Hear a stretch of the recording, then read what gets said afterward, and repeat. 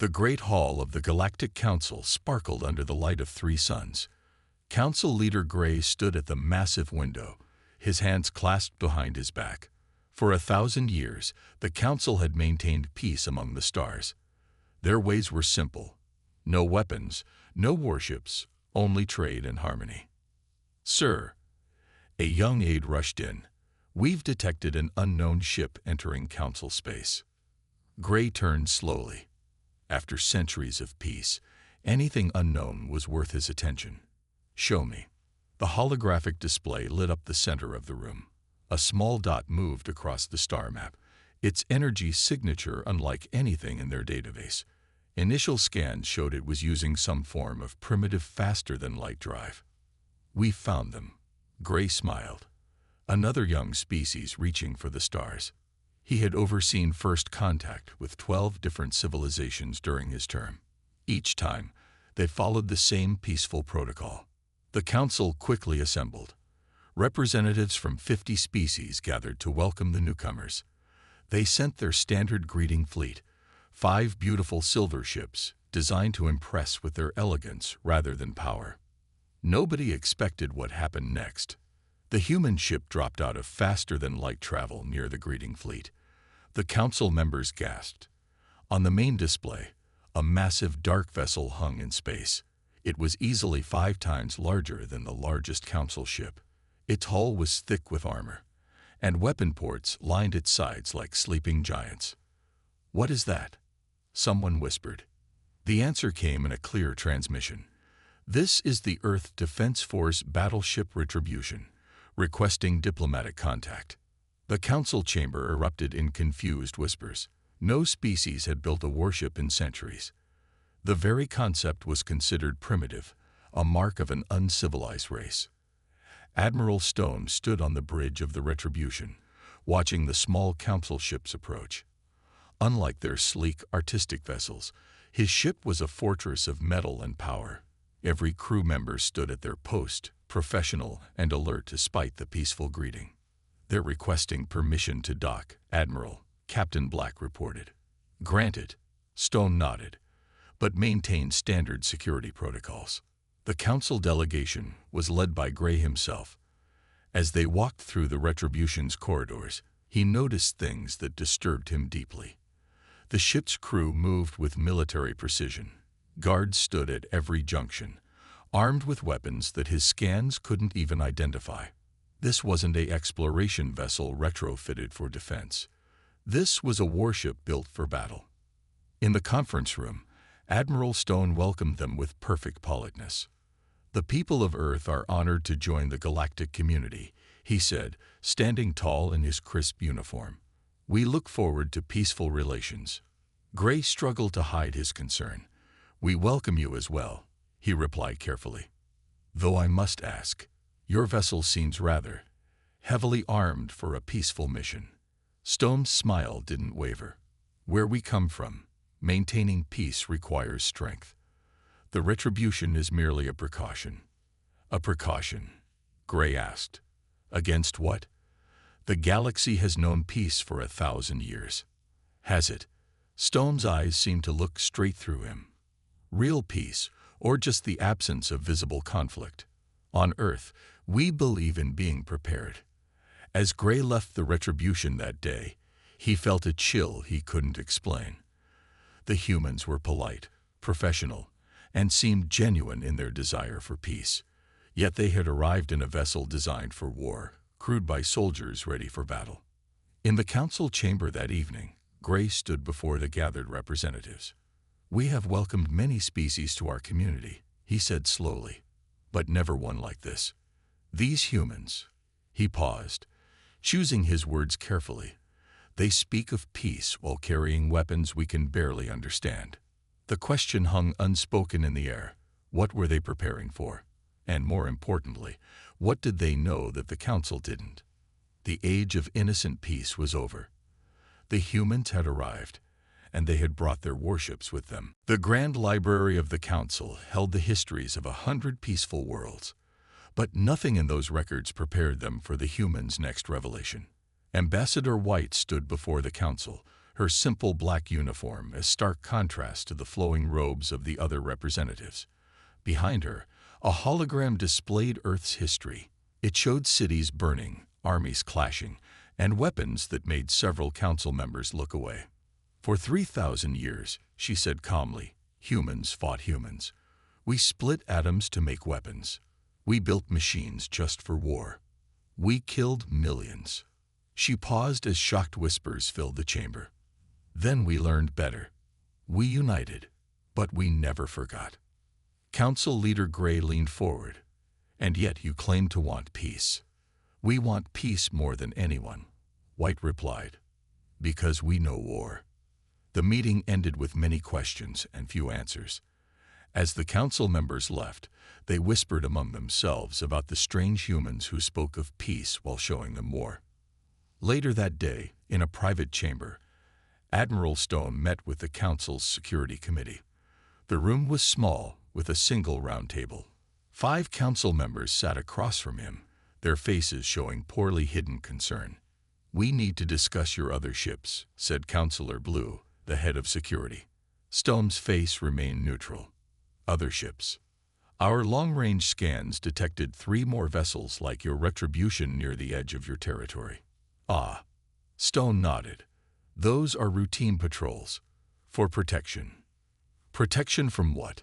Blue asked. There hasn't been a space battle in centuries. Stone leaned back in his chair. Then you're overdue. The silence that followed was heavy. One council member stood up, his hands shaking. Is that a threat? No, Stone said firmly. It's a fact. Peace isn't a natural state. It must be guarded. Protected. Sometimes with force.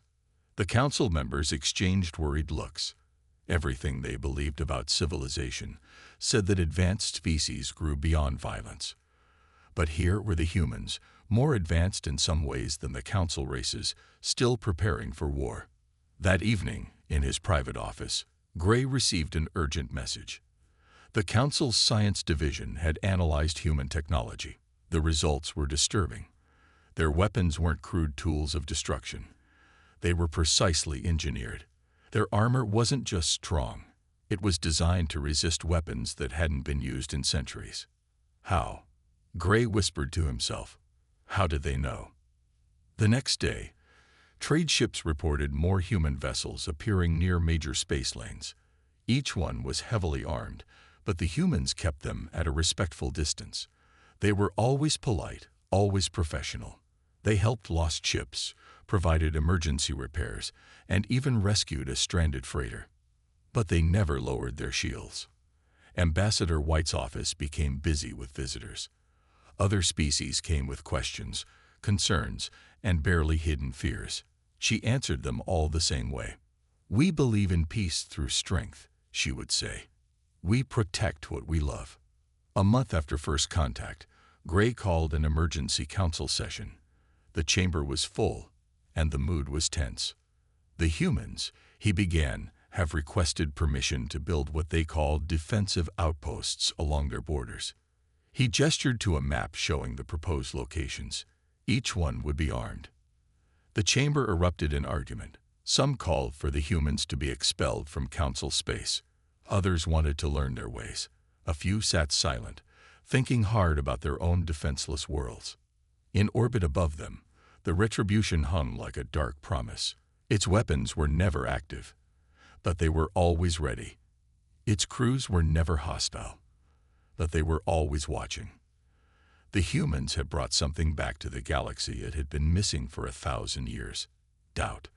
The Council's peace had been easy when everyone agreed to it, but now they had to face a question they hadn't asked in centuries. What if someone decided not to be peaceful anymore? The humans knew the answer. It was written in their history, built into their ships, and carried in their soldiers' eyes. Peace was precious precisely because it could be broken. Nobody saw the pirates coming. They appeared from behind a small moon, 6 ships moving fast toward the human colony convoy.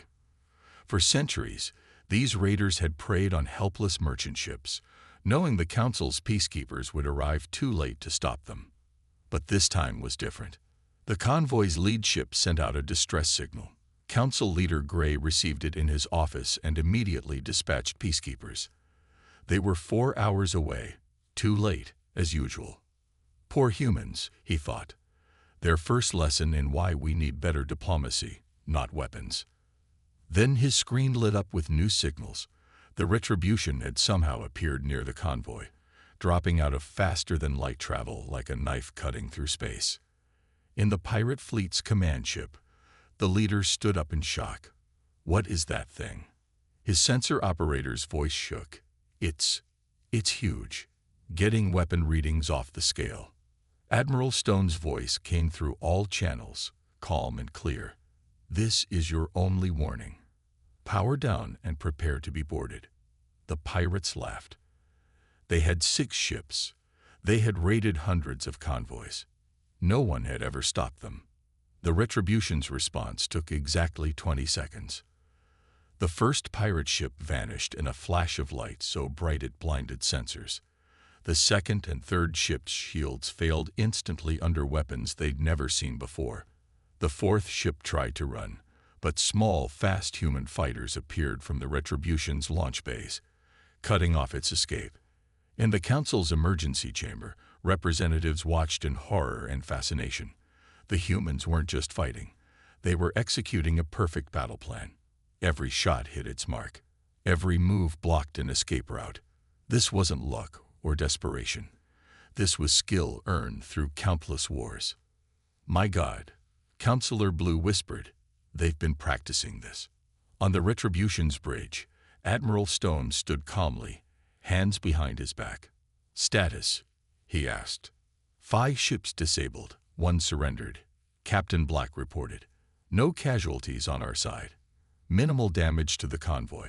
Marines are ready to board the disabled ships. Stone nodded. Remind the boarding teams, we want prisoners. The Council needs to question them. The entire battle had lasted less than 3 minutes. Council peacekeepers arrived to find the situation completely resolved. The pirates were in custody, their ships were secured, and the convoy was continuing its journey under the Retribution's watchful guard. In his private chamber, Gray watched the battle recording for the 10th time. The precision terrified him. The humans hadn't just beaten the pirates. They had revealed a mastery of space combat that shouldn't exist in a peaceful galaxy. Ambassador White visited him that evening. She found him staring out his window at the stars. You're troubled, she said. Gray turned to face her. Your ship killed no one today. We try to avoid unnecessary death. But you could have killed them all. White nodded slowly. Yes. How? Gray asked. How are you so prepared? Those pirates have raided ships for decades. No one could stop them. You did it in minutes. White walked to the window, standing beside him. On Earth, we have a saying. Peace is not the absence of conflict. It is the ability to handle conflict by peaceful means. And if peaceful means fail, then we handle it by other means. She turned to him. Your peacekeepers arrive after the crime. They investigate. They negotiate, but they never stop the violence before it happens. Because we believe in peace, Gray said firmly. No, White replied softly. You believe in helplessness. Real peace comes from making violence too costly to attempt. As she left, Gray realized the galaxy had changed. The pirates would spread word of what happened. Every criminal, every potential threat would know. The humans could fight. The humans would fight. The Council had maintained peace by making war unthinkable. The humans maintained peace by being very, very good at war. And they had just proved it. The Council's investigation team landed on their 10th human colony in as many days. Like all the others, this one had defenses hidden beneath its peaceful surface. Missile silos disguised as storage units, shield generators built into common buildings, weapon platforms that looked like communication towers. They're all fortresses. Counselor Blue reported to the emergency session. Every single human settlement is ready for war. The council chamber fell silent. On the main display, images from different human colonies showed the same pattern. The humans hadn't just built warships, they had created an entire military network across their territory. A junior investigator stood up, his voice shaking. That's not the worst part. He pressed a button, and new images appeared. We found these bases in our own territory, built months before first contact. The chamber erupted in chaos. Council Leader Gray slammed his hand down for order. Explain. Admiral Stone and Ambassador White were called to answer. They stood before the council, still calm, still professional. You invaded us before we even met you, Gray demanded. No, White replied. We prepared. Stone stepped forward, activating a hologram. It showed a map of council space, but different from any they had seen. Red dots marked points of weakness, trade routes that could be blocked, planets that couldn't defend themselves. We found your civilization 6 months before we made contact, Stone explained. We studied you, and we found this. The hologram changed, showing ancient records even the council had forgotten. Evidence of violent species that had vanished from history. Traces of battles that had been erased from official documents. Your piece is built on deletion, White said softly. You erase conflict instead of solving it. You hide violence instead of preventing it. Gray stood up, angry now. We maintain peace. You maintain ignorance, Stone corrected. Real peace doesn't need to be enforced. It needs to be earned. In the days that followed, more discoveries shook the council. Human listening posts hidden in asteroid fields, stealth satellites watching major trade routes, small, fast warships patrolling the edges of council space, never seen until now. The humans had been everywhere, watching, waiting, preparing. In his private office, Gray met with his most trusted advisors. The evidence was clear. The humans hadn't just prepared for war, they had prepared for the council's failure to prevent it. How many ships do they have? Someone asked. We've confirmed 30 major warships like the Retribution, Blue answered. But there could be more. Their stealth technology is impressive. And these bases? At least 50 that we found. Again, there could be more. Gray looked out at the stars. The same view that had once represented peace now felt different. How many human ships were out there, watching? How many hidden bases were protecting worlds that didn't even know they needed protection? That evening, he requested a private meeting with Ambassador White. Why? He asked simply. Why prepare for war in a peaceful galaxy? White smiled sadly. Because peace is not natural. It must be chosen every day by everyone. And sometimes people make different choices, like the pirates. Like anyone who thinks weakness means opportunity. She stood and walked to the window. Your council erases history, hides conflict, pretends violence doesn't exist. We remember, we prepare, we protect. And now everyone knows, Gray said quietly. Yes, White turned to face him. Now everyone knows that attacking the human colony would be costly, that raiding the human ship would be dangerous, that threatening human interests would be unwise. As she left, Gray looked again at the stars. The humans had hidden their strength until now, revealing it only when necessary. They didn't want war, they wanted to prevent it. But in doing so, they had changed everything. The Council's perfect peace was revealed as a fragile illusion. The humans had shown that true security came not from ignoring violence, but from being ready to face it. The age of innocent peace was over. The age of prepared peace had begun. The emergency alarm rang through the Council station. Counselor Blue rushed into the main chamber, his face pale. They're building them, he announced. The forest people have started building warships. Council Leader Gray closed his eyes. He had feared this would happen. After learning about Earth's hidden strength, other species had started to question their own defenseless state. How many others? He asked. 3 more species have reopened their weapon factories. The rock dwellers are researching shield technology.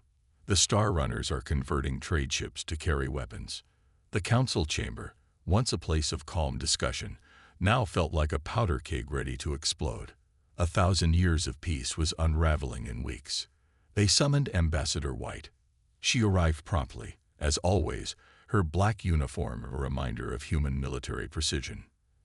"Your presence has started an arms race," Gray accused. "You must disarm. Now." White's response was calm but firm. "No." The chamber erupted in shouts. Some council members stood up, demanding humans be expelled from council space. Others called for sanctions.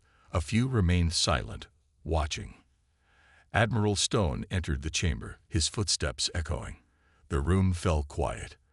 Everyone had seen the recordings of what one human ship could do to 6 pirate vessels. "You don't understand," Stone said, looking around the room. "This isn't because of us. This is because of you." He activated a hologram showing the Council's history. "You forced peace through rules and laws. You hid the knowledge of conflict, but you never changed what people are. We created paradise." Someone shouted. "You created an illusion," White corrected. "And now it's breaking because it was never real." In orbit above them, 3 Council species ships faced off over a trade route dispute. Without weapons, they could only threaten and bluff. But everyone knew that would soon change. The Retribution moved between them, its presence alone making them back away.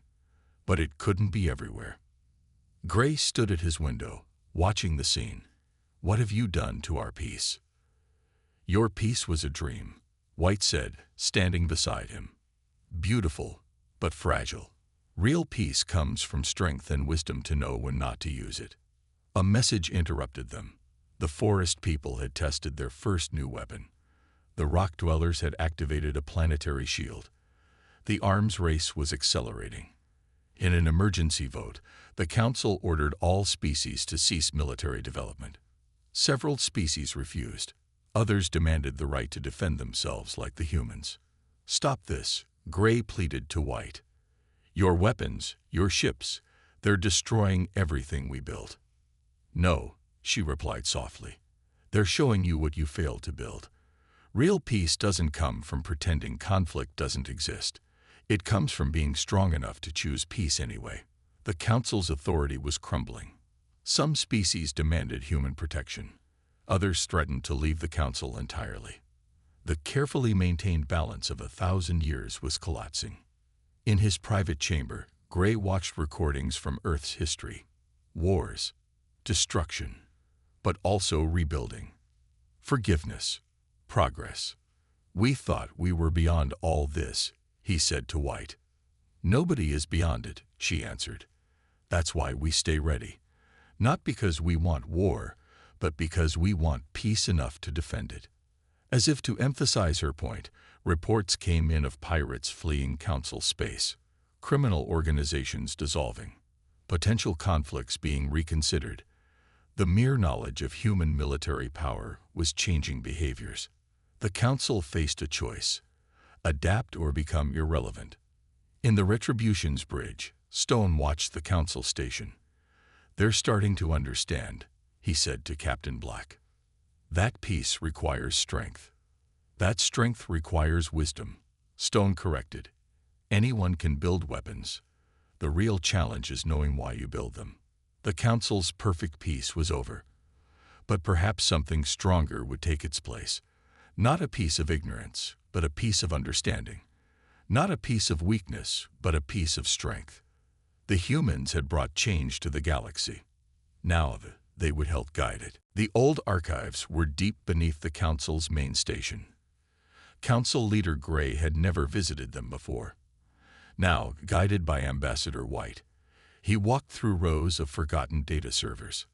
"How did you find this place?" he asked. "The same way we found everything else," White replied. "We looked for what you tried to hide." She activated a terminal. Ancient recordings flickered to life. Gray watched in horror as scenes of destruction played before him. Entire civilizations burning. Planets turned to ash. Species vanishing from history. This was before the Council. His voice trembled. "No," Stone said, stepping from the shadows. This was during the Council's rule. The recordings continued. Gray saw peaceful species vanishing mysteriously, aggressive races disappearing overnight. The Council's perfect peace had been built on elimination. Every 50 to 100 years, White explained, a species would choose violence, and your Council would erase them. No war, no battle, just gone. Gray sank into a chair. How many? 17 species, Stone answered. All erased, all forgotten, until we found the records. In orbit above them, the retribution hung like a guardian. But now Gray understood. It wasn't just protecting against current threats. It was protecting against the Council itself. Show him the rest, Stone said quietly. White activated another recording. It showed Council peacekeepers finding a young civilization, much like Earth. But this species was naturally aggressive, proud of their military history. The recording ended with their world going dark. That was 3 years ago, White said, just before we achieved faster-than-light travel. We had to, Gray whispered. They would have brought war back to the galaxy. Like we did? Stone asked. Gray looked up sharply. The humans had brought weapons and warships. They had shattered the Council's peace, but they hadn't started any wars. We found these records 6 months before we contacted you, White continued. We saw what happened to species that didn't hide their military strength, so we hid ours. We played along. Until the pirates, Gray said, understanding dawning. Until we needed to show you a better way, Stone corrected. Violence can't be erased. It has to be confronted, controlled, understood. In the Council chamber above, representatives were arguing about military limitations. Some wanted to ban all weapons. Others wanted unlimited development. Neither side understood the real lesson. Your Council tried to enforce peace through ignorance. White said, we maintain it through knowledge, understanding, strength. She showed more records. The species the Council had erased, they hadn't all been evil. They had just been different. Unwilling to forget their military heritage. Unwilling to pretend strength didn't matter. You're not here to join us, Gray realized. You're here to change us. We're here to help you face reality, Stone replied. 1,000 years of peace built on extinction isn't peace at all. Above them, the retribution sensors watched everything. Human bases throughout Council space stood ready, not to start wars, but to prevent them. Not to break the peace, but to strengthen it. What happens now? Gray asked. Now you have a choice, White answered. Keep pretending peace comes from ignorance, or help us build a peace that comes from wisdom. Gray looked at the records again. How many species had his Council erased? How many civilizations had died because they wouldn't pretend war didn't exist? The Council will resist, he said. Some will, Stone agreed. Change is hard.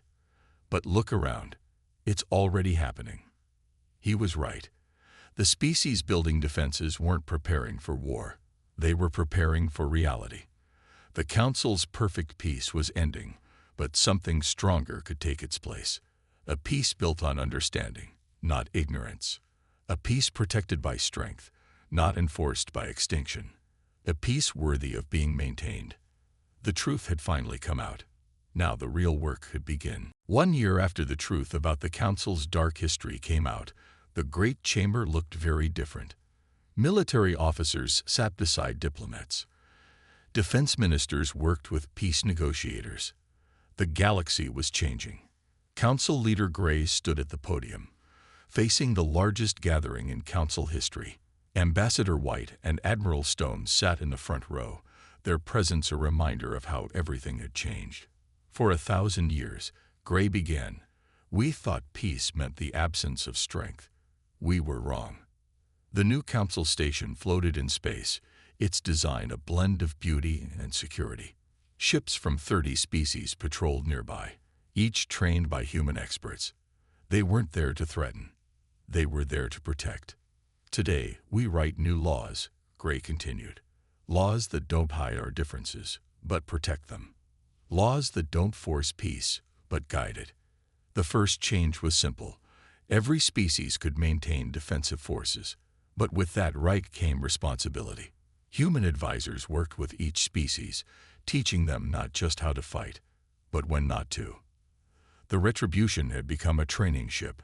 Officers from across the galaxy learned there, not just about weapons and tactics, but about restraint and wisdom, about choosing peace from a position of strength. Stone walked through the ship's corridors, watching aliens and humans train together. They're learning fast, he said to Captain Black. They're learning more than just fighting, Black replied. They're learning why we fight. In her office, White reviewed reports from across Council space. Crime rates were dropping. Piracy had almost vanished. Even trade disputes were fewer. It's harder to bully someone who can defend themselves. The Forest People's Defense Fleet is ready for certification, an aide reported. White nodded.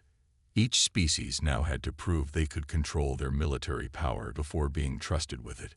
The humans had designed the tests, making sure everyone understood. Strength without wisdom was just another kind of weakness. In the depths of the station, the old archives were now open to all. Gray stood there often, watching species learn from the past instead of hiding from it. Regretting the changes? White asked, joining him. No, he replied. Regretting it took us so long. Above them, the galaxy was transforming. The humans had brought more than just weapons. They had brought understanding. Peace wasn't just the absence of war. It was the wisdom to prevent it. Species that once hid from conflict now faced it openly. The council chambers rang with honest debate instead of polite lies. When disagreements came, they were solved with words backed by strength, not weakness masked as harmony. You never wanted to rule us, Gray said to White. You wanted to wake us up. Power isn't about control, she answered. It's about choice. Now everyone can choose peace, knowing they can defend it. The final vote was unanimous. The new council charter recognized both rights and responsibilities. The right to defend oneself, the responsibility to defend others, the right to be different, the responsibility to respect differences. Stone stood on the Retribution's bridge one last time. The ship had served its purpose. Now it would become a museum, a reminder of how change had come to the galaxy. Was it worth it? Black asked. Look around, Stone gestured to the fleet of ships training nearby. Each one represented a species that had learned to balance strength with wisdom. Would you rather have peace built on lies or peace built on truth? In the great chamber, Gray looked at the new council. Species that once would have been erased now sat as equals. Civilizations that would have been forgotten now helped guide others. The galaxy hadn't just survived the humans' arrival. It had grown stronger because of it. We feared their strength, he said to the assembly. But what we should have feared was our weakness. They taught us that peace isn't the absence of strength. It's the wisdom to know how to use it. The age of false peace was over. The age of strong peace had begun, and humanity had shown them the way.